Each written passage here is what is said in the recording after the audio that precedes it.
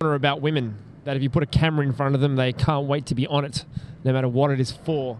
And I'd bet $50 if we went to the graveyard and stood at the front and said to girls, are you interested in doing some nude filming amongst the gravestones? We get a lot who'd say yes, for no other reason that they want to be exhibitionists and show their tits on camera. Don't ask me why this is true, but it fucking is. And if any feminists hear this and like to get pissed off, I'd invite them all to shut the fuck up and go have a look at Big Brother, porn, any reality TV show, or any filming of any live event, cricket, football, whatever, where for some reason girls just say, hey, here's my tits, boom, and like to get them out. So, in closing, fuck you feminists. I hate you all so much. I hate you worse than Jesus hates poison. What subjects I'm going to ask on the street? On the street, I'm going to ask a few questions. Number one, whether or not people feel or are aware that taking excessive drugs actually removes them completely from the political process. Because they're not able to make any fucking decisions because sitting around being goddamn too stoned all the time. And all then they do is have a little giggle about John Howard and go, haha, John Coward, he's a hunt. No, wait, John Coward, he's a hunt. Yeah, that's pretty funny. Yeah. And meanwhile, John Howard gets voted in 4 times. Because only people that actually care that John Howard is bad are too busy being stoned out of their fucking minds, or eating Lux or Indian or drinking lattes or some bullshit, and they don't actually do anything.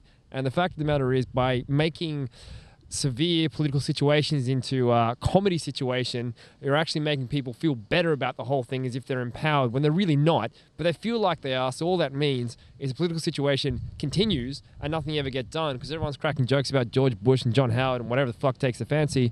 But at the same time as they're cracking those jokes, those people are going on and doing whatever they want, including going to war, which is not going to be stopped by a bunch of fucking hippie stoners in Newtown making a few goddamn jokes about George fucking Bush. It's not going to happen. And why the fuck are people focusing on George Bush anyway when he's not leader of this country? Every goddamn socialist retard has always got a big sign, Bush, massive bold letters, small underline, Howard.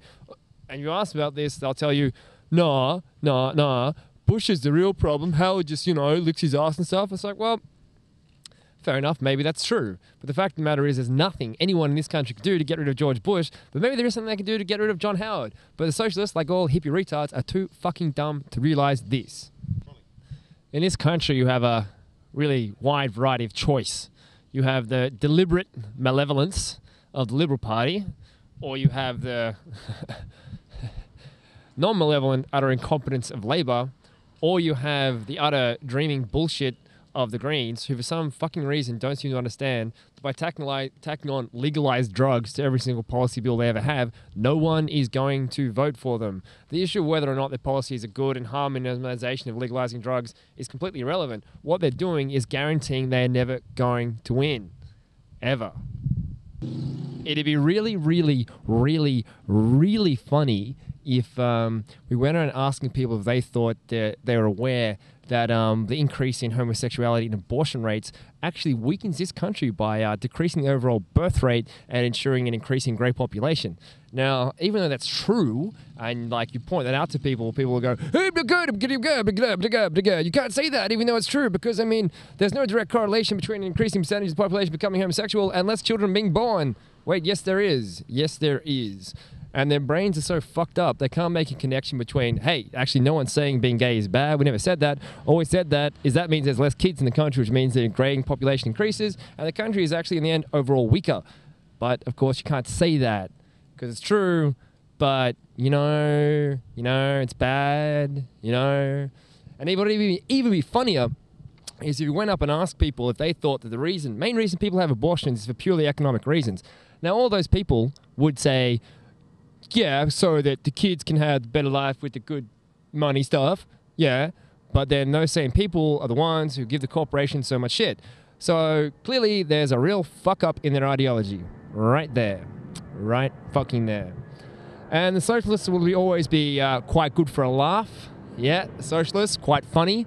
Because even though they want to live in this socialist paradise, they want to be the ones who are writing up the papers and doing the rest of that bullshit, while all the poor slobs from out west who are breaking bricks for a living still do that and still live in their shitty houses, while all the inner west socialist assholes still live in the good houses of the inner west or the eastern suburbs. But the only difference is that they're in charge instead of a capitalist system. So nothing really changes. It's just that they think that they'll be better off. And, the workers, hey, up the workers, they'll just work for nothing because they want to, be socialists and everything like that. And people will just work just as hard as they ever did even though there's no incentive for what they're doing. No, doesn't matter. Doesn't matter. Doesn't matter.